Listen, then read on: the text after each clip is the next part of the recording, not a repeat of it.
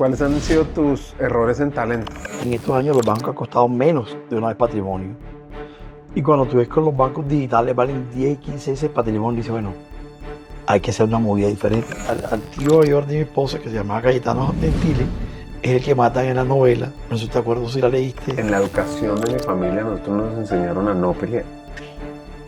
Conflicto en mi familia muy raro. Y eso es por un lado chévere, porque todo es armonía.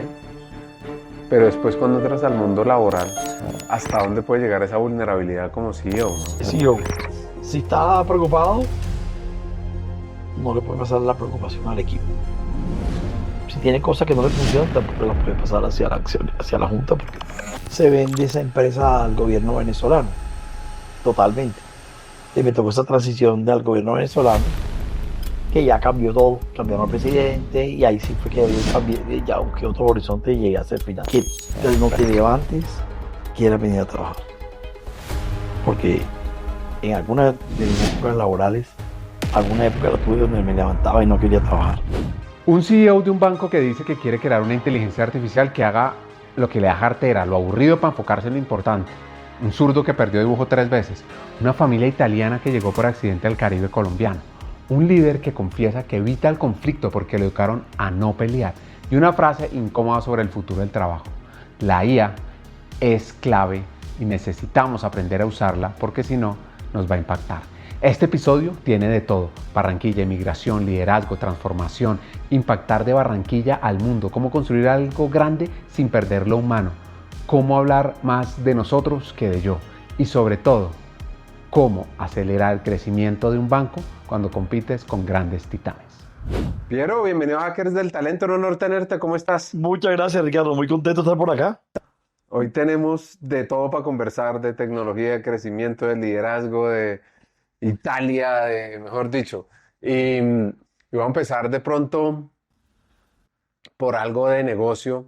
Y oí una frase que tú decías: yo me tengo que centrar en ejecutar más que en ponerme en sacar nuevas innovaciones, la visión, sino cómo logro que pasen cosas. ¿Cómo haces Sí, eso?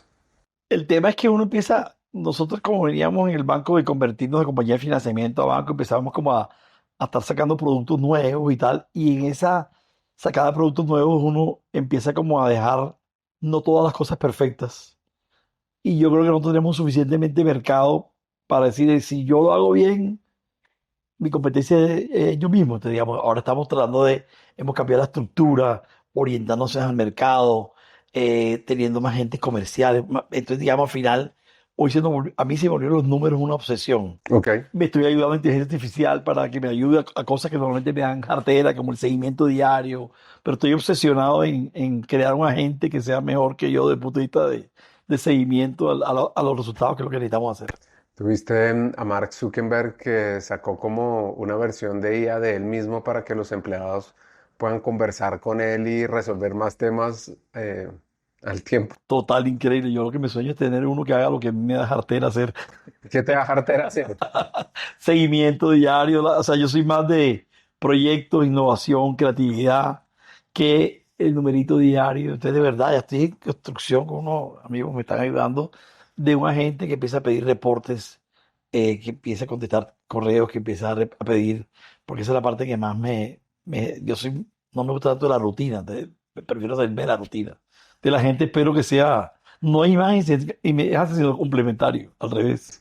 Oye, cambia mucho la estrategia y el rol del talento cuando uno es compañía de financiamiento, cuando se vuelve banco. Sí, la verdad que sí, a nosotros nos tocó, nos ayudó la transformación de la ciudad, increíblemente. Llévame a esa historia como para entender bien. Porque, digamos, nosotros éramos compañía de financiamiento, muy monoproducto, era hacer finanzas, tarjeta de crédito y colocaba créditos.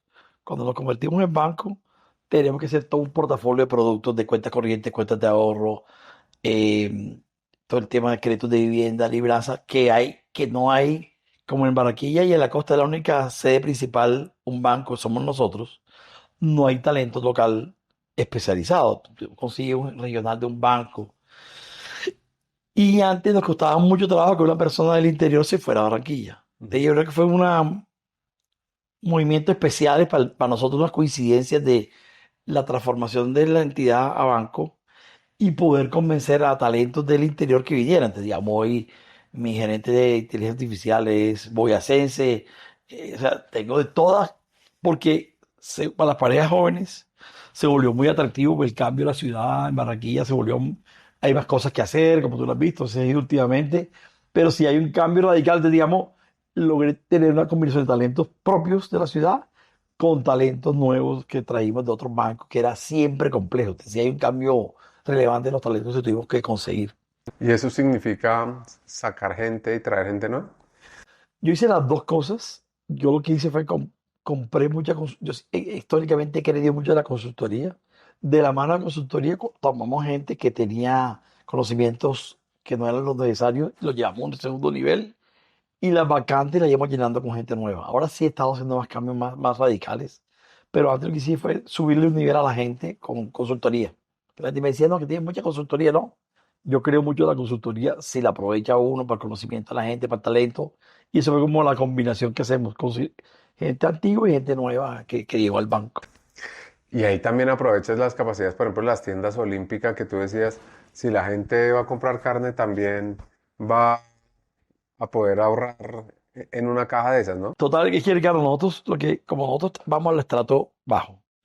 Nuestro, ¿Eso siempre ha sido así? O sea, sí, siempre estuvo siempre fue pues. así. ¿Cómo nació esta compañía? Recuerdo rápido. El grupo tenía Olímpica Sí. y compró en Barranquilla lo que era Sears, que era una tienda por departamento De vieja data. de vieja data. Y además tiene una tarjeta de crédito. La tienda por departamento fue lo que transformó Olímpica en almacenes, en SAO y demás. Y la tarjeta de crédito no sabían qué hacer. Su costumbre era vender de contado y pagar de largo plazo a los proveedores y la forma creciente Olímpica. Cuando se encuentra con la tarjeta de crédito primera que había en Colombia, la primera de comercio, decidieron comprar una compañía de financiamiento que era del Grupo Santo Domingo y que estaba pagada. O sea, el Ya. Grupo Santo Domingo él había fusionado con Ibercréditos, ¿ah? Y tenía una licencia en nada. De ahí arranca el banco y como Olímpica sus clientes eran estatus bajos, nosotros éramos atrás. Ya. Entonces, nosotros hemos estudiado mucho y el cliente está trabajo no le gusta entrar a un banco, le da miedo entrar a un banco, cree que no lo van a dejar entrar, cosa que es mentira, pero cree. Entonces, lo que hicimos fue, yo me tengo que meter dentro de Olímpica y fuimos después vino Falabella y tuya, pero fuimos de los primeros que nos metimos dentro de Olímpica Sí. a ofrecer servicio para que la gente compre carne, pida tarjeta o ahorra. Y tú hoy en una caja olímpica puedes abrir un plan de ahorros y ahorrar 100.000 pesos, 200.000 pesos. Estamos fomentando el ahorro de las personas de bajo ingreso, que es difícil, pero lo estamos tratando de fomentar con la cercanía de la tienda, que es como nuestra clave ahí. Chévere. Oye, ¿cómo es la historia de ser zurdo, estudiar una carrera y decir, "Oye, de pronto no soy tan bueno para el dibujo"? Leíste bastante, Ricardo. Sí, sí, sí, sí, sí. No, imagínate, yo empecé, primero yo siempre tuve habilidades de necedad eléctricas, o sea, de baratada, buena vaina. Y en la época que tú no hayas nacido, había unos cursos por correspondencia Ok. que se llamaban Memphis, bueno, algo así. Entonces tú comprabas el curso, compré un curso de electrónica y te llegaban todas las semanas como 10 libritos así, con soldador, con destornillador, y yo desbarataba todo. En ese entendimiento, yo tenía que ser ingeniero electrónico. Ya. En la Universidad del Norte no había ingeniería electrónica, sino en la universidad había ingeniería eléctrica y a los 4 semestres te pasabas para los Andes y pasabas a electrónico. Cálculo bien, yo me gradué del Liceo Cervantes, matemáticas bien, tal. Empieza el primer dibujo. Perdí dibujo una vez, perdí dibujo 2 veces, perdí dibujo 3 veces y no, ¿Y no. qué decían tus papás ahí? Mi papá estaba como aterrado, no entendían, pero me apoyaban, la verdad. Entonces ahí sí ya me decidí pasar, dije, no, si no viene todavía venía geometría descriptiva, me tocaron los profesores más fácil, no podía, y no, el tema, será la sordera, la motricidad fina, no sé. Y ahí decidí cambiarme de administración y me fue súper bien, porque ya que empiezo a no creer que lo puede hacer, y me quedé en la Universidad del Norte estudiando administración, y entonces empecé como a tener materias de segundo semestre, de tercero, de cuarto, de quinto. De hecho, hoy mi esposa, que le llevo 7 años, la conocí en clase porque yo veía clases de todas partes. Ah, Sí, fue súper, pero digamos, sí, a mí la surdera nunca me ha estorbado, pero sí tengo temas de motricidad fina marcadas, como lo tiene mi hijo. Y mi familia es como que casualmente el hijo menor de nosotros tres hombres es zurdo. el hijo El hijo menor. menor de mi Ya. hermano mayor, de mi otro hermano y yo son zurdos los tres hijos menores. Y mi abuelo era zurdo, pero sí, zurdo de mano. ¿Y, y cuál es la historia de tu abuelo? Mi abuelo era de un pueblito de Calabria, en el sur de Italia, de un pueblo que se llama Morano, pueblo de campesinos, era como granjas integradas a sus casas, tenían cultivos y demás. Sus hermanos se han venido a Sudamérica en época de la guerra, principios de siglo siglo 1910, de allá. Y él tomó un barco a los 16 años y decide que va para Brasil. ¿Eso en qué época era? Principios de Por ahí. 1910, por ahí. O sea, no, ni Primera ni Segunda Guerra, nada. Eso es Sí. Ah, como... no, fue yo creo que hacia la Primera Guerra, perdón, fue un poquito más tarde. Él se viene, va a Brasil, pero el barco llega a Puerto Colombia. Tenía unos parientes en Brasil y tenía algunos parientes más lejanos en Ciénaga. En esa época los barcos llegaban a Tenía Puerto parientes en Ciénaga. de Italia que se habían ido también, que mucha gente se evacuaba. Eso fue en plena Primera Sí, Guerra. sí. Se iban y había parientes de Ciénaga, varios, y él decide temporalmente parar en Ciénaga para ir a Brasil y ahí se quedó en Ciénaga. Y Ciénaga era un pueblo súper pujante, porque todo el mundo llegaba, bueno, primero después el tema de la bonanza bananera, pero llegaba al antiguo tren al antiguo eh, eh, eh, El puerto el no. puerto de Puerto Colombia, llegaba la gente a Ciénaga, y ahí mi abuelo empezó a trabajar con una familia que tenía, con unos primos que tenían un negocio como de compra y venta de zapatos. Y mi abuelo duró mucho tiempo allá en el negocio de zapatos, se vino para Barranquilla, ya yo creo que tendría 30, 35 años, y montaron con otros parientes una fábrica de zapatos donde que no, empezó, primero montó de curtiembres, Ujú. después montó una fábrica de zapatos que se llamaba Fábrica de Zapatos Italia, Faitala, que todavía está por ahí por la vía del aeropuerto en la 30 en Barranquilla, todavía están las instalaciones, ahí se ven, y era una fábrica que exportaba a todas partes del mundo. Ah, Y en la Primera o en la Segunda Guerra Mundial, como los alemanes, los italianos estaban en contra pues, de los aliados, a ellos los ponían en unas listas negras. Entonces, muchos extranjeros le quitaron negocios porque los ponían en una lista negra, como la actual lista de Clinton, en el sentido que tú no podías transar. Y ahí mucha gente perdió negocio y también se beneficiaron otros. Y él perdió uno que otro, pero después dejó esa fábrica que es increíble, de Barranquilla exportaba. Después, mi papá que ya estudiar, mi papá estudió en Colombia.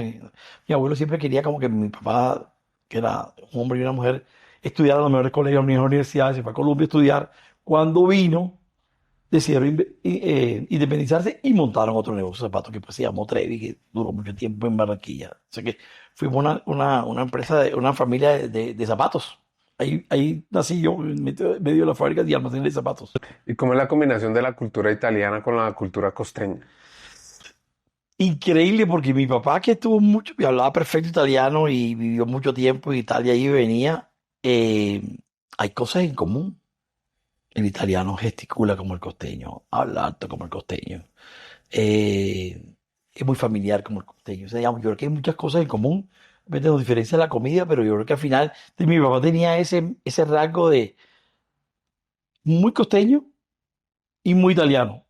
Te digamos, no le gusta Bogotá, no, no, yo no voy a Bogotá nunca, no, Bogotá no, sino Barranquilla, nada más lo que existe, la costa, y muy defensor de la costa, pero no, ahí se amalgamó las costumbres. Oye, y ahora que acabas de mencionar de esa historia de yo no voy a Bogotá y también ahorita estabas en el reto de decir que yo como llevo talento de otras regiones de Colombia a Barranquilla. ¿Cómo es ser CEO de un banco en Barranquilla cuando usualmente la movida financiera está en Bogotá y alguito en Medellín? tiene un reto. Digamos, uno, el reto de talento era uno, y el reto de relacionamiento es otro. Y yo particularmente lo he suplido como CEO. He estado siempre pegado a las juntas de Sobancaria, en el gremio, porque finalmente uno a veces está aislado digamos, estamos muy pegados a los gremios, Ujú. particularmente Sobancaria. Yo estoy desde que nos convertimos en banco, he estado como en la junta Sobancaria. Y lo otro es que los congresos que hay en Cartagena, donde va todo Colombia, asistimos bastante el banco. O sea, era como la forma de integrarnos al mundo financiero colombiano, porque es lo que nos pasa. A veces está uno un poquito aislado del mundo y traernos talentos al banco de afuera. ¿Y qué sueños tienes con el banco? ¿Qué te imaginas? Me imagino una digitalización completa. O sea, una digitalización completa sin volvernos un banco totalmente digital. Que lo otro que hablamos del concepto de digitales. Yo incorporo a la gente financieramente y las incorporo digitalmente. Y es un tema, lo que yo me imagino es esas personas de estratos bajos, de la mano nuestra, tener un ascenso digital relevante para que también, obviamente, tengamos menos costo, el banco sea más eficiente, más veloz. Estamos creando temas de células ágiles.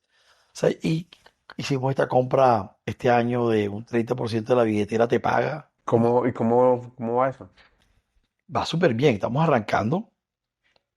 No, esperamos hacer una super app con Olímpica pegado, y todo el ecosistema va a ser Olímpica y las compañías del grupo que son la economía, Ísimo y el banco, en toda una comunidad digital. Ahí yo estoy súper entusiasmado con eso porque esta es una compañía mucho más rápida que nosotros digamos, en desarrollo, en orientación al cliente, y nosotros le estamos dando como el soporte que no tiene un startup como banco, que creo que es relevante para ellos. Ya hemos hecho estamos Mm. empezando a ver nuevas alianzas, ahorrarle costo a la compañía. Y estamos muy esperanzados. De hecho, creamos un área en el banco para atender esa alianza. Y con Andrés Gutiérrez hemos hecho una buena empatía de la organización. Y no, en general vamos muy bien, arrancando apenas. A mí me impresiona es eso, como esa mirada de un banco barranquillero apostándole a los neobancos, apostándole a cambiar el juego eh, y a competir ya con grandes ligas, porque también pues eso es lo que demuestra Barranquilla en el crecimiento de la ciudad, ¿no? Sí, sí. Sí, y finalmente yo creo que cuando uno empieza a ver, Ricardo, que los bancos tradicionales, cuando tú le haces valoración, tú que eres economista, no valen mucho más veces patrimonio. Casi en estos años los bancos han costado menos de una vez patrimonio. Y cuando tú ves con los bancos digitales valen 10 y 15 veces patrimonio, dice, bueno, hay que hacer una movida diferente. No puede ser un banco totalmente digital porque no fue su esencia digital, no salió uno de ahí que es diferente a que arrancó digital. Pero sí tiene que ser una apuesta grande y creo que lo que queremos hacer. De hecho, estamos identificando otras startups. Nosotros quisiéramos tener un portafolio de fintech relevante en el banco que usemos como servicios y que además la gente le dé valor al accionista porque tiene un capítulo importante de fintech, y hay muchas fintech que al final yo creo que va a pasar toda mucho por ahí, mucho por juntarse con bancos, con otras entidades sin perder su esencia. Entonces, digamos, sí es todo un reto, hemos comprado consultoría para ver hacia dónde vamos en el tema de tecnología, en el tema digital. Yo estoy encarretado con ese tema de te paga porque me parece que las oportunidades son mil. Pero no sé si tú te has dado cuenta, pero tú hablas mucho en plural. Hemos, nosotros, no hablas de yo. ¿Eso lo haces a propósito? Sí, sí, Y- porque queremos en los equipos. No me gusta hablar es más, en general no me gusta hablar de yo lo logré, yo lo hice, no me gusta porque finalmente uno no hace nada solo. ¿Y eso se lo aprendiste a alguien? No.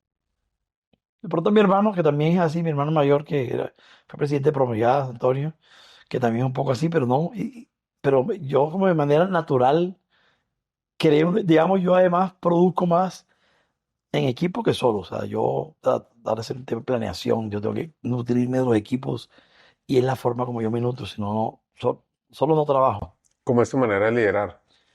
O sea, ¿cómo es un día a día tuyo? Muchas reuniones, eh, muchas discusiones de grupo, eh, digamos, y ese es como bastante día a día, muchas reuniones todo el día de comités, y saco mucho espacio para planear, solos o compañía de terceros.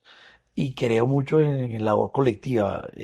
Armamos el año pasado un trabajo de células ágiles para temas que estábamos difíciles de resolver y le empezó a brotar unos muchachos jóvenes, unos temas de programación natural y empezaron como a brotar unos talentos increíbles. Uno empieza a ver a la gente. Yo creo mucho en la gente. Me sueño que sea cada vez un mejor lugar para trabajar el banco, que no es difícil, a veces es fácil, no es fácil combinar la obsesión de los resultados y que la gente esté tranquila. Pero en general yo sí soy súper cercano porque un banco pequeño, a mí todo el mundo me escribe, todo el mundo me habla, todo el mundo trato de atender. El reto de estar en Barranquilla, más complejo, es que también no solo tienes que tener a los empleados, sino a los que en Barranquilla, en las ciudades pequeñas conoce a mucha gente y todo el mundo Claro, quiere que le resuelvas claro. desde que la tarjeta la chimbiaron hasta un crédito de 10.000 millones. Y si no atiende, pues no, ya este hombre no atiende, ya se volvió pri, como dice por Sí, ahí. sí, sí, sí, sí, sí. Ese es todo un reto, porque todo el mundo, como yo digo, la ciudad de Cali, Barranquilla, Medellín, cualquier persona está a dos teléfonos, lo que yo digo, a dos teléfonos del otro. Tú consigues a alguien, vas a conseguir a alguien. Entonces, digamos, ese es todo un reto, porque la gente se me descuadra. No, estoy aquí pagando, sube. Sí, sí. Y yo, por mi temperamento, lo atiendo. ¿Y cómo es esa historia de los equipos ágiles? Armamos, como estos años de la bajada de la subida de tasa de interés, el golpe fuerte que nos pegamos todos en la cartera de consumo, empezamos a no crecer, no crecer, no crecer. Y cada cosa estábamos como muy sobre lo mismo. Y arrancamos con la compañía de un tercero a armar células, digamos, bueno, una célula de tarjeta de crédito, pero las células no la van a liderar la gente de tarjeta de crédito. Yo voy a traer uno de crédito, uno de riesgo, uno de operaciones, un pelado que vende por allá. Y fue súper increíble. Sacamos la operación de la innovación de la gente que está en la línea y han salido unas ideas espectaculares. Automatización de cosas. Ahí de eso nos ganamos dos premios, que hemos ganado dos reconocimientos en FinTech Américas, Sí. que han salido de ahí. Una fue, y el año pasado fue una que a través de WhatsApp uno podía pedir un avance efectivo. Y te desembolsábamos y te haríamos la cuenta y demás. Pero además la forma de vender el producto no era como un avance, sino aquí plata al instante se llamaba, dinero al instante. Y eso salió de una idea de un muchacho de operaciones. Y eso fue súper, digamos, exitoso.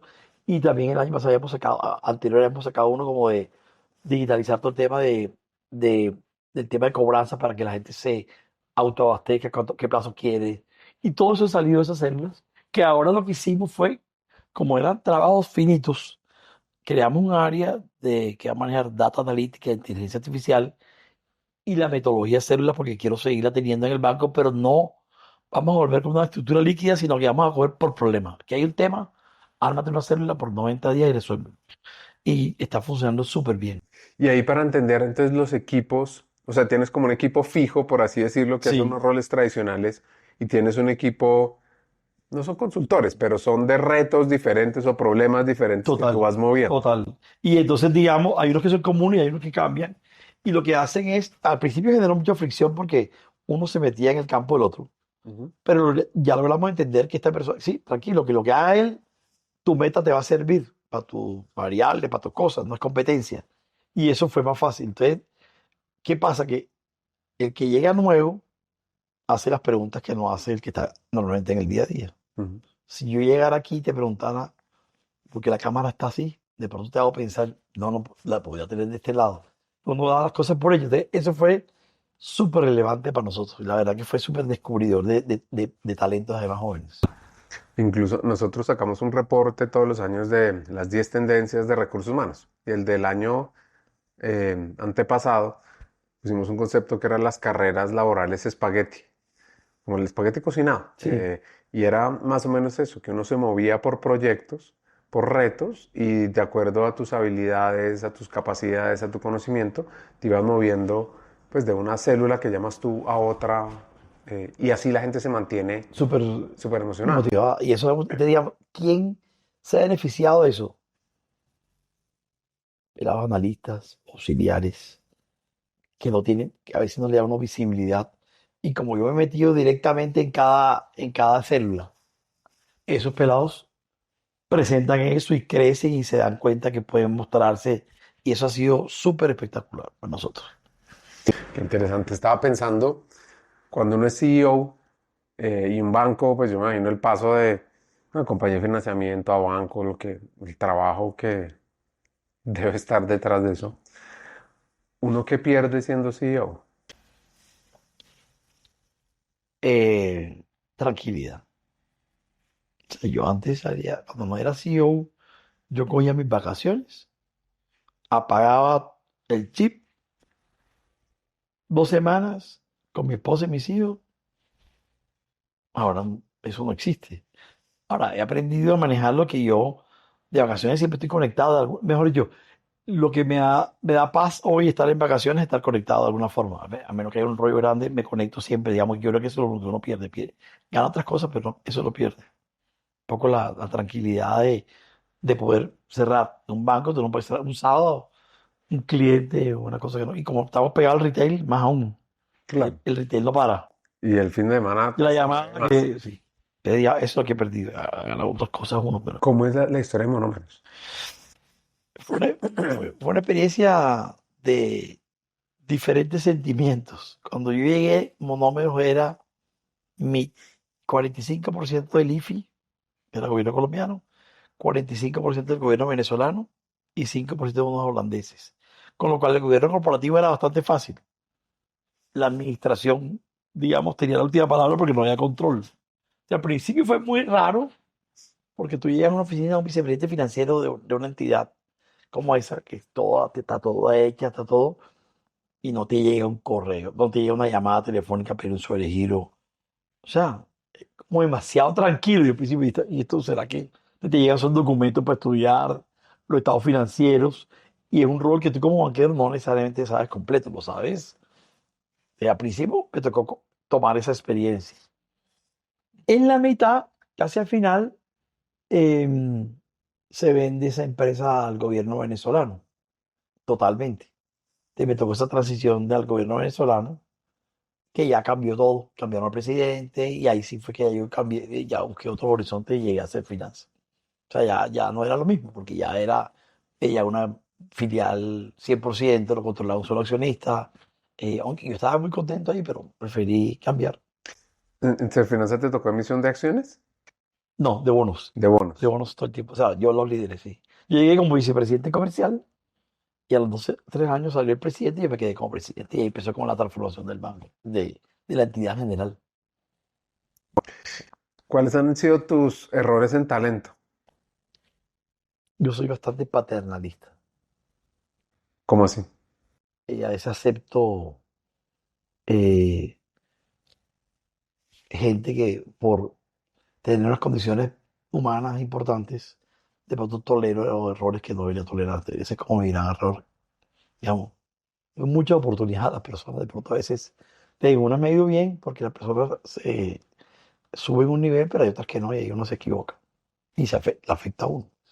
Soy muy malo para tomar eso. O sea, eso lo he ido aprendiendo con el tiempo. Soy bastante paternalista con la gente. Como de cuidarlos, de Sí, ayudarlos, de sí, que si sí, pueden. sí. Pero, Apoyarlos. pero eso también tiene un lado bueno, ¿no? Sí, la mayoría de veces me ha ido bien. A veces que no, porque pronto el problema es que tú empiezas a dar ejemplos que hay una persona que les va, no lo hacen tan bien y otro que le va bien y vaya igual en el banco o en la entidad.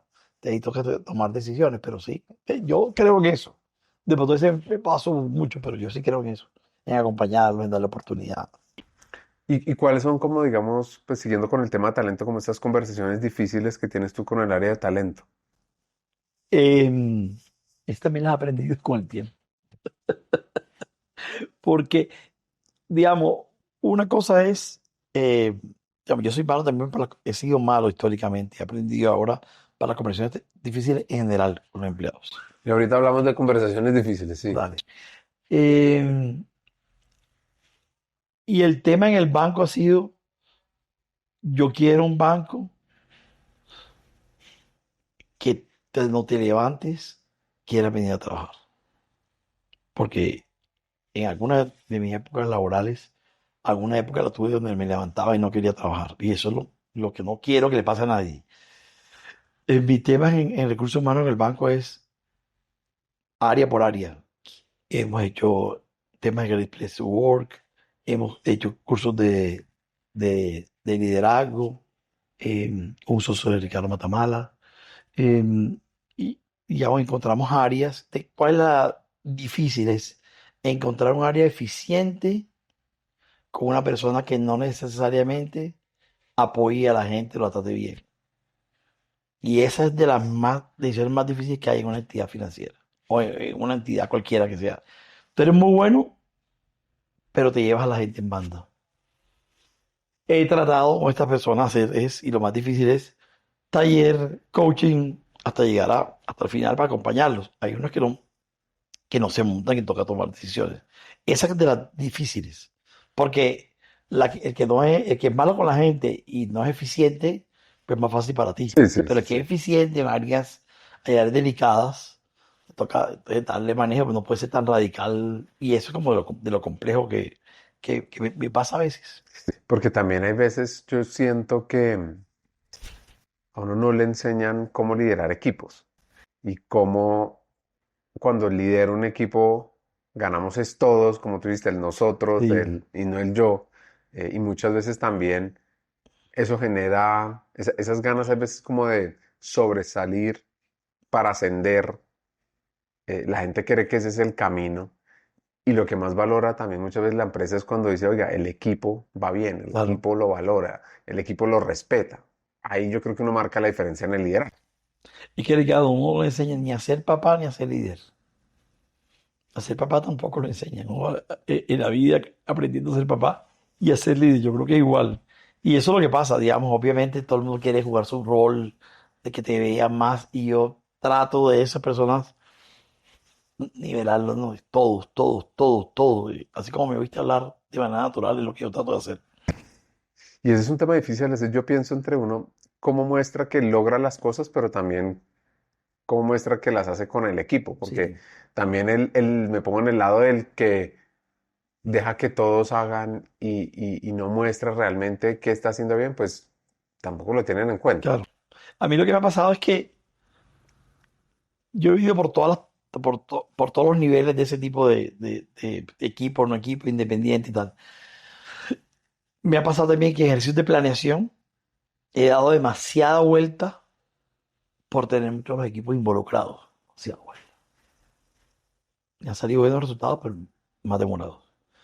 También he hecho, Y tú ya sabiendo la respuesta, ¿ah? o sea, tú ya sabiendo como el camino y tratando de alinearlos a todos. Eso me ha pasado. Otras sin saber la respuesta, entre todos construimos, nos demoramos más. Y otras que he tratado de hacer lo contrario. Pues me encierro con personas que saben más que yo, y después trato de involucrar a la gente poco a poco. O sea, he hecho como de todo. Sí.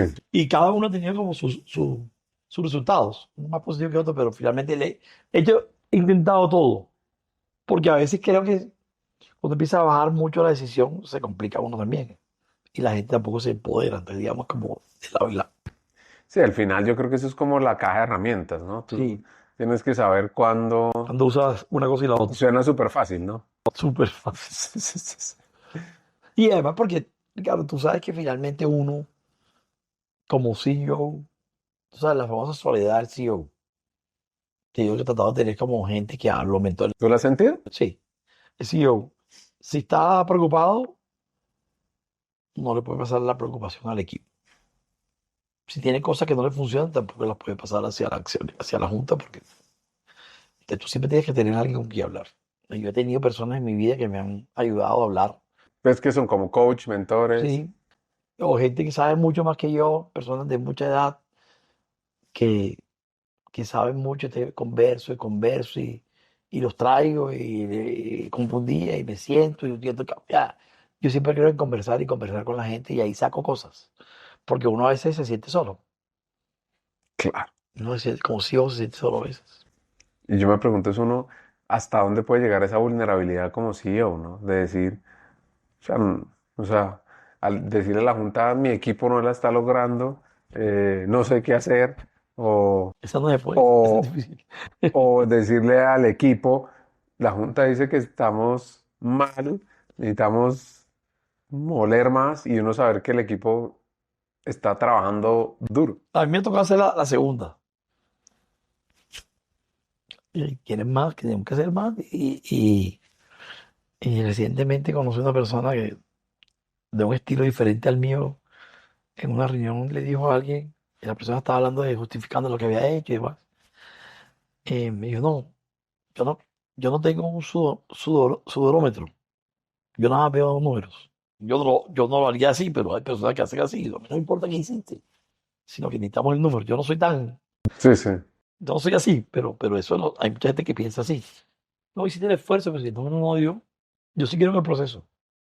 Y yo creo que lo que trato de no impacientarme, porque tú sabes que, sobre todo en temas comerciales, con las compañías, tú empiezas a pagar las compañías para que no vendan por algún motivo los bancos, a aprobar menos crédito y tal, tú desinflas todo Ujú.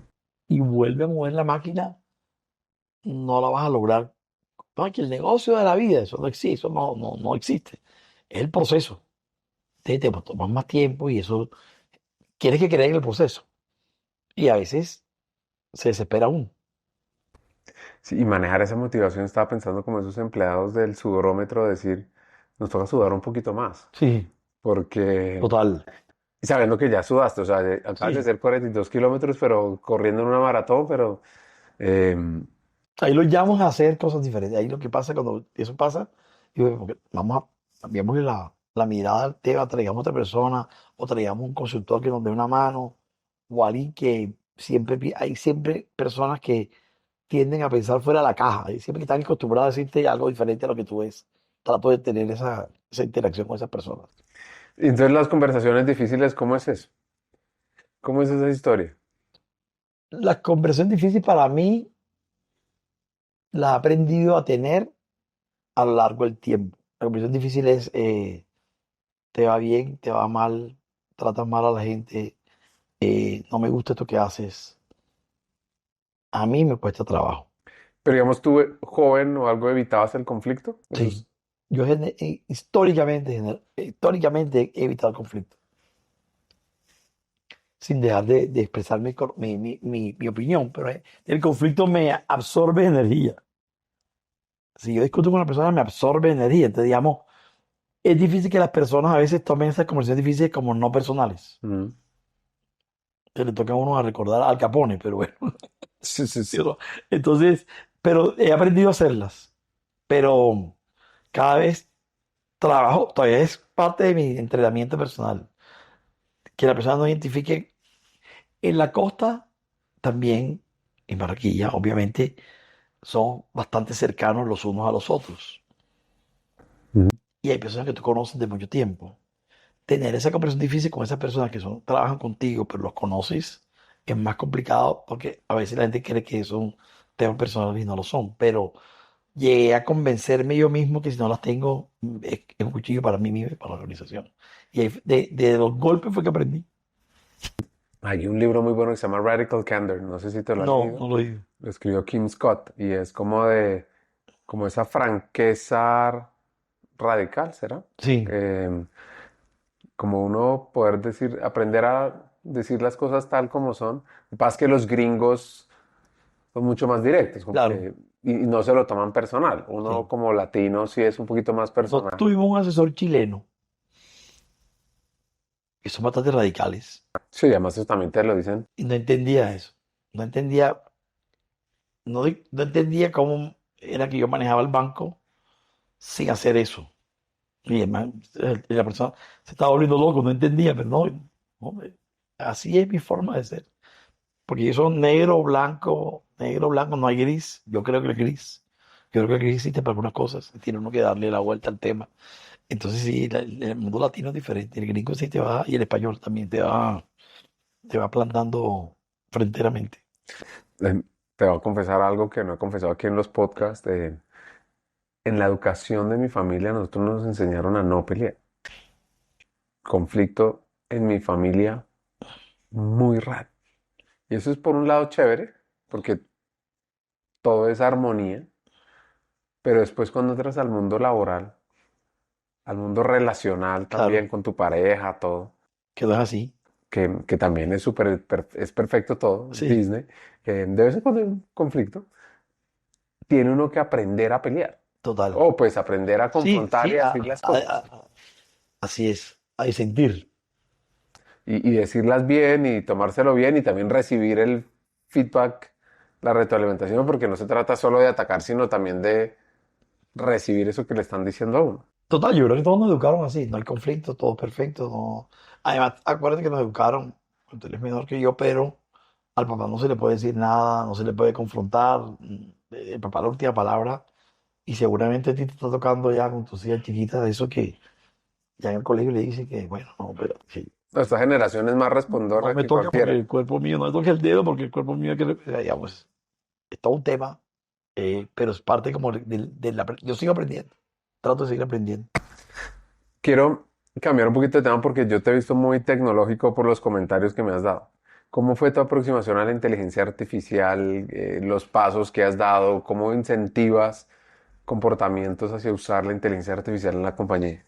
Primero, desde esa necesidad de chiquito que te conté, siempre tengo como el tema digital eléctrico primero en la cabeza. Sí, Cuando yo estuve en Bancolombia, en el que después Bancolombia, nacieron un proyecto que se llamó Todo Uno, que después fue como la sucursal virtual del banco, que era en compañía de Banco Mercantil de Venezuela, Conavi y Bancolombia.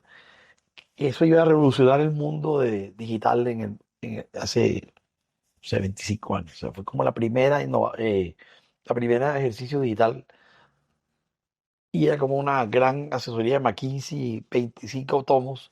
Y yo participé en ese proyecto donde nos dieron 30 tomos para leer en inglés sí. sobre lo que iba a hacer eso, que después terminó siendo otra cosa, pero es como, ahí nació el comercio electrónico de ellos. Entonces siempre estaba como metido ahí desde mi iniciativa personal.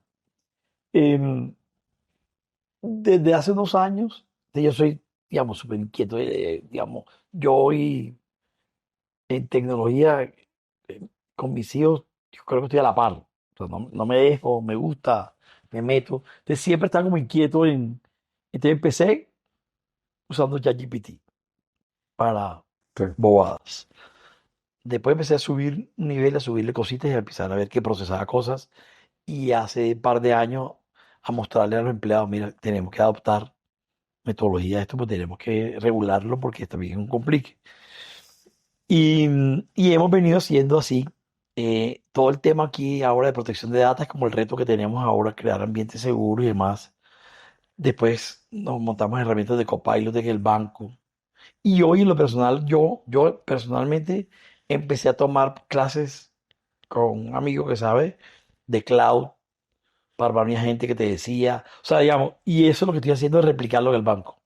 Estoy diciendo, mira, dame esta data, dame una data sin números, sin nombres, ven conmigo, te mando este informe. Y la gente, porque para mi forma de ver, la nueva herramienta de inteligencia artificial me Sí. parece que es una cosa absurda. Digamos, entonces, me estoy metiendo y estoy endulzando creé un área ahora. Entonces, yo he leído, yo no soy el más experto el que te va a hacer eso solo, pero entiendo cómo funciona, lo uso diariamente. eh, Pregunto unas cosas que increíble de mi vida diaria, le consulto cosas. eh, yo la uso permanentemente y estoy metido en ella y lo que estoy es fomentando que el banco regule el tema de gobierno, que yo creo que es lo más importante, para que lo desarrollemos y ya estamos usando, tenemos agentes en el banco, tenemos modelos ya que estamos con la data olímpica, estamos montando un tema de predicción de compras de la data olímpica para ver si tú compraste pañales, pagaste en tal tienda, compraste con tal tarjeta, que es el producto que te viene. Yo me imagino meterme mucho ahí porque mi teoría personal es la que le digo a mi equipo es, yo creo o entidades como la mía. La inteligencia artificial no creo que acabe empleos. Yo creo. Uno los transforma, pero sí lo que va a pasar es que el que no sepa no va a trabajar en esas compañías. Como que no sabe Excel y PowerPoint. O Sí, sí. sea, yo no creo que vayan a eliminar 100 personas, ni quiero hacerlo. Yo lo que quiero es que creo que los negocios van a coger una velocidad. Lo que creo que va a pasar es velocidad asombrosa. Todo va a una velocidad mucho más grande. Hay un caso de negocio muy interesante que yo no sé si tú lo conoces, si es el impacto en el empleo de los cajeros, de los Sí, cajeros automáticos, sí, de cómo cuando sale el cajero automático dijeron, no, ya las se acabó sucursales todo. bancarias se acabaron, eh, y después comienza a mostrar la gráfica la cantidad de nuevos empleos que se generan por esa nueva tecnología, Mantenimiento, mantenimiento, que te pone seguridad, efectivo. revisar, no sé qué, y comienza a cambiar realmente Los roles, los roles. Eh, yo creo que también mucho con la IA hay mucho ruido, pues, mucho ¿no? ruido. No sale Oracle despidiendo un 30.000 montón de personas, gente, Microsoft también, y además los despiden con un con inteligencia correo, artificial. 6 de la mañana, tú estás tomándote tu café, ¡pim! Ya no trabajas en esta compañía. Están Eh, todos tus activos bloqueados, tengo cosas bloqueadas. Y eso lo mandó una máquina. No, sí, yo pienso que mucho bullo, pero al final se va a transformar. Yo lo que creo es que son skills que ya todo. Yo estoy, a mí en el banco hemos cogido algunos programas estos de muchachos de universidad o en tecnólogos o en bachillerato, con alianzas de unas compañías que están haciendo eso, metiendo muchachos que solo saben de eso, no son bachilleres todavía, y metiendo talentos, así ya no sean todavía universitarios, lo estamos metiendo, porque creo que al final lo que estoy pensando es que en el banco todo el mundo tiene que saber, todo el mundo tiene que skill, todo el mundo tiene que tener una herramienta de manera ordenada. Y eso es lo que creo que va a pasar. Total, es que nosotros en unas charlas hablamos de transforma acción con IA y es cómo realmente pasa uno a la acción, porque por ejemplo en recursos humanos, que es nuestro foco, el ahorro en tiempo, horas, no sé, buscando gente, horas para, hay compañías que por ejemplo todo el tiempo estaban contratando gente por fuera, eh, porque no tienen información y data del talento interno. Ya con un sistema de estos se ahorran 200.000 horas. Eh, Tú debes conocer Bridgewater, Ray Dalio, que es un tipo realmente asombroso. Él, por ejemplo, graba todas las reuniones, todos los correos, todo está ahí en inteligencia artificial. Y cuando hacen el feedback del uno a uno de cómo vamos, eh, Se lo y de devolvió. pronto tú me evalúas a mí y dices, no, Ricardo no está tan bien porque no está dando los resultados y tal.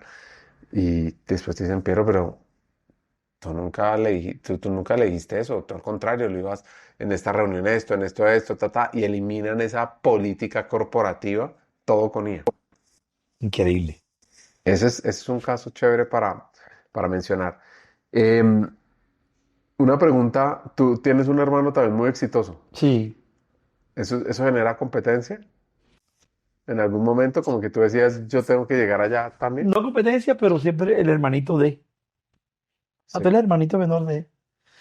Mi hermano es más flaco, yo siempre he sido más robusto, por más decirlo así, musculoso. más musculoso. Entonces, típico que me dicen, una persona me mira de arriba abajo. ¿Y tú eres hermano Antonio? Pues sí, sí, yo soy más gordo, no hay nada que hacer, pero esa es típica de esa. Tú eres hermano. A veces sirve, obviamente, muchas veces sirve porque mi hermano pues tuvo mucho cargo importante y te ayuda a entrar, pero la gente sí te empieza a comparar, quiera o no quiera, te empieza a comparar. Pero en general sí, yo además es muy, de todos mis hermanos son muy cercanos, entonces sí una relación bonita, pero no he sentido, nunca he pensado competencia porque tenemos estilos diferentes, Sí. conceptos diferentes, entonces yo no estoy pensando en parecerme a él, aprendo cosas de él, pero no trato como de parecerme a él.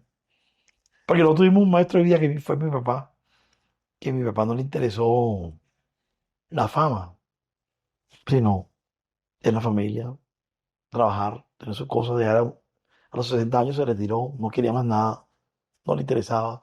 Y fue un modelo de vida chévere, un modelo de vida diferente. ¿Y cuáles son esas grandes lecciones de tus papás? Bueno, mi mamá vive y tiene 91 años.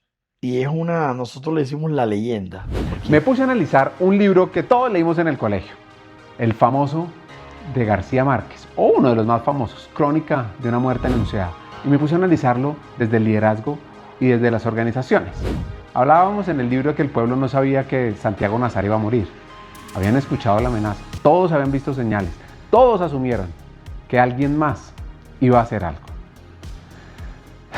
Y al final nadie hizo nada. Y esto lo quiero conectar con el mundo empresarial, porque las compañías están llenas de esas pequeñas crónicas de una muerte anunciada. Una cultura típica que se deteriora lentamente. Líderes que destruyen equipos.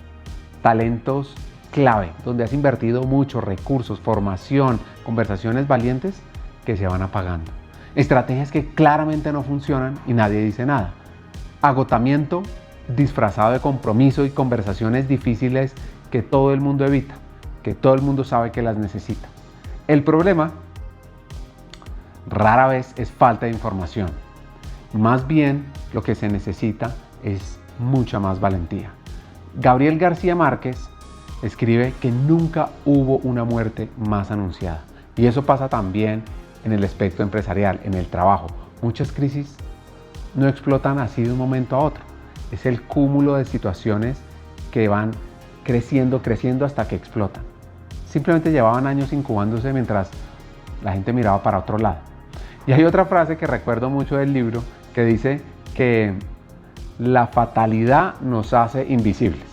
A veces el liderazgo entra ahí, cuando dejamos de ver lo evidente, porque realmente nos acostumbramos a convivir con ello día a día. Pues este episodio trata de eso, trata de la historia muy cercana de Giampiero con este libro y con líderes que tienen que aprender a confrontar, a decir las cosas y anticiparse a los retos del futuro. ¿Y cuáles son esas grandes lecciones de tus papás? Bueno, mi mamá vive y tiene 91 años. Y es nosotros le decimos la leyenda, porque Ok. es 91 años. Los últimos 4 años ha tenido cáncer de seno, lo superó. El herpes de zóster lo Sí. superó. Y una caída en diciembre en Estados Unidos y le operaron una pierna y hoy tú la ves mejor que tú. Lo primero es que mi papá trabajaba, bueno, tenía la fábrica de zapatos, tal, trabajaba mucho, pero siempre hay espacio en la familia, mucho espacio en la familia. Además, siempre reuniones familiares. Nosotros teníamos una casa en la playa de Puerto Colombia que a mi papá le gustaba mucho la pesca. Íbamos allá a pescar, yo iba a mi papá a pescar todo. O sea, era como una relación muy cercana a mi papá, mucho de valores. Mi papá fue mi coach en una época también. Yo le, ¿Ah, sí? yo le preguntaba cosas. ¿Cuándo Y estabas en dónde? en la época de Coffee Norte, de Ya. Monómero, por allá, le preguntaba cosas y me contestaba. Y obviamente hace falta. Se murió hace 5 o 6 años. Hace falta el papá porque te entienden. Bueno, yo tengo muchos coaches, pero mi papá fue coach y mucho como de. Mi papá era feliz con un pajarito en la playa o en Nueva York, que estudió Columbia, que era orgulloso de su Columbia. Te podía tener esa mezcla de sencillez y estar arriba y, digamos, eso es lo que más le aprendí. Y lo otro es como mi papá fue mucho tiempo presidente del Country Barranquilla, del Country Club, y cercanía a los trabajadores, al mesero, todavía marcó, donde iba marcaba diferencia.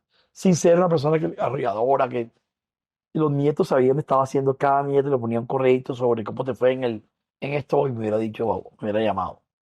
Entonces, muy cercano, de valores y de principios, y mucho de la italianidad que nos metió también ahí de por medio. De hecho, yo, por accidente de la vida, mi esposa es también de origen italiano. Ok. Sí, entonces, digamos, nos metió el italiano. Entonces, todavía tenemos reuniones los viernes a comer pasta en la casa de mi mamá, todos. La típica mesa italiana bulliciosa y demás. Hay uno que no le gusta tanto, pero es la mesa bulliciosa de la trattoria italiana. Sí, sí, sí, sí. Y eso, digamos, eso fue muy importante para mí. ¿Y las lecciones de tu mamá cuáles son? La lección de mi mamá es superación, resiliencia, no le da pena nada, relacional, no pasa desapercibida donde llega, no hay forma que no esté aquí, que ustedes. Y eso, digamos, en mi casa hay como los temperamentos marcados. Mi mamá, mi hermana mayor y yo somos escorpiones. Ok. Eso en teoría y que nos marca un temperamento más espontáneo, más abierto, y mis otros hermanos son diferentes. Eso es mi mamá, lo tengo muy marcado. O sea, mi mamá, donde llega la conocen, le saben el nombre. El tema social también que le gusta. Por ahí tiene una vena, además de. Mi mamá le gusta las juega bridge. Todavía Sí. está, a esta edad juega Con cartas las amigas. con las amigas. Entonces, eso a mí también me gusta jugar. O sea, digamos, ay, me ha enseñado muchas cosas. Y una pregunta que siempre hacemos es un buen consejo que te han dado y un buen consejo que tú das. No se vale repetir el consejo ni decir que no das buenos consejos porque ya te hemos oído varios. Un buen consejo que me han dado.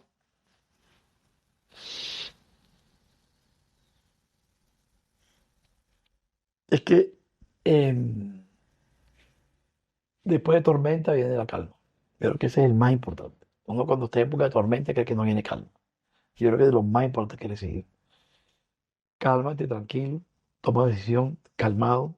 Yo soy lo que digo, yo voy a la cama, tranquilo, mañana te digo. Yo prefiero pensar, procesar, a pesar de que tomo decisiones rápidas. Y eso lo aprendí, como a tomar decisiones en frío.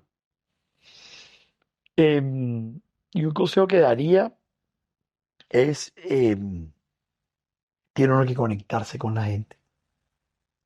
Yo creo que si uno no se conecta con la gente y le genera, las compañías tienen que tener sueños.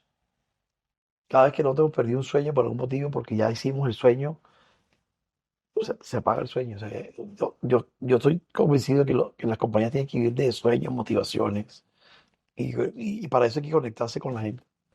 Y los sueños que tienes ahora es la fintech, que es el Sí, crecimiento, ese, que esa llegar compañía, al... que sea el doble este banco, que sea mucho más digital, que la valoración del banco suba porque tenemos más temas digitales, que tengamos un super ecosistema, que yo en lo personal, como te digo, use inteligencia artificial para mi trabajo y que sea más eficiente en mi trabajo, de las cosas que menos me apasionan. Me apasionan más estos temas que estar matando correíto, mirando cómo son los resultados de ayer. ¿Qué no te he preguntado que quieras añadir sobre qué tema nos hace falta conversar? Em, no, historia patria. Mi esposa es sobrina de Cayetano Gentile de una crónica de la muerte anunciada. ¿Cómo es eso? La familia de mi esposa es de Sucre, Sucre. Sí, Italiano, pero de Sucre, Sucre. sí. Donde frecuentaba Gavito de vez en cuando. A él, al tío mayor de mi esposa, que se llamaba Cayetano Gentile, es el que matan en la novela. Por eso te acuerdo si la leíste. Sí, sí. Él llega, la señora llega donde el esposo, se da cuenta que no era virgen. Él dice que el perdió la virginidad fue Cayetano Gentile con otros nombres en la novela y ya lo terminan matando a machetazos en el pueblo. Ese es un tío de mi esposa. Y hace unos 15 20 años, y se me ha perdido la foto, y la esposa de Gavito, Mercedes Barcha Velilla, tiene algún parentesco con la mamá de mi esposa. Conocimos a Gavito y yo creo que una de las cosas más enriquecedoras porque él no era tan partidario de sentarse con la gente. Estábamos en Cartagena, en el bar de ese Cangrejo de Hilton. No les presentamos. El hombre se emocionó mucho, ya se le olvidaban a veces las cosas. Y tuvimos una jornada como de 2 horas, que a veces preguntaba otra vez, pero para mí fue una de las cosas enriquecedoras conocer al señor. Hablaba, contaba el cuento de lo que pasó verdaderamente, él iba. Y fue una anécdota de la vida muy interesante, diferente. Y en Barranquilla también había un grupo como que se reunían, Sí, él con otras personas. sí, la cueva, que ahí también estaba el abuelo Roder y esta gente. La cueva era como un sitio cultural, pero también de esparcimiento. Ujú. Lo que pasa es que se volvió un mito porque frecuentaba a Gavito, frecuentaba a Alejandro Obregón, el maestro fue mayor, y mucho a Álvaro Cepeda Zamudio. Iban a conversar, pero también iban a jugar dominó, iban a tomar trago ahí. Eso, después de una época la compró la familia Char, porque también tenían un sitio para ellos, lo donó a una fundación que le dio mi hermano y Heriberto Fiorillo, periodista barranquillero, y hoy funciona un restaurante con una fundación que hay todo un capítulo sobre Gavito, libros, ilustraciones, se volvió un tema cultural, de visita cultural en la ciudad, interesante. Hay un tema que yo quiero profundizar y es el talento barranquillero.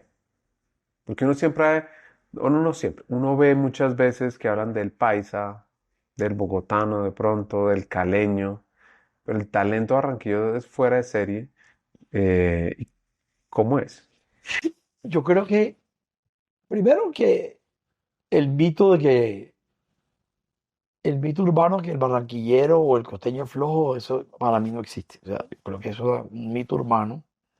Cuando yo estaba vi que venía la gente paisa y yo lo pasaba por una construcción a las 12 del día, el tipo con el balde de cemento y dice, mira, estos son los costeños flojos que todos ustedes dicen. De primero yo creo que es igual que competente que otros. Yo creo que lo que tiene el talento barranquillero es como la creatividad. La creatividad, eh, digamos, yo creo que es relevante por históricamente, por la ciudad.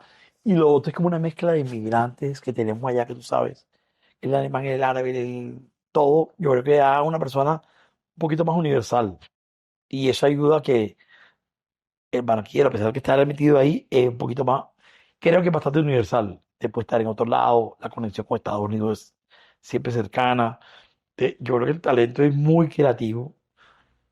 El reto es que su creatividad sea en orden, rigurosidad, que digamos el talento bogotano es más riguroso en unas cosas. El barquillero es, si tú no te vuelves riguroso, pues te puedes volver como folclórico y no puede ser. Ese es como el límite, pero la creatividad es imaginable.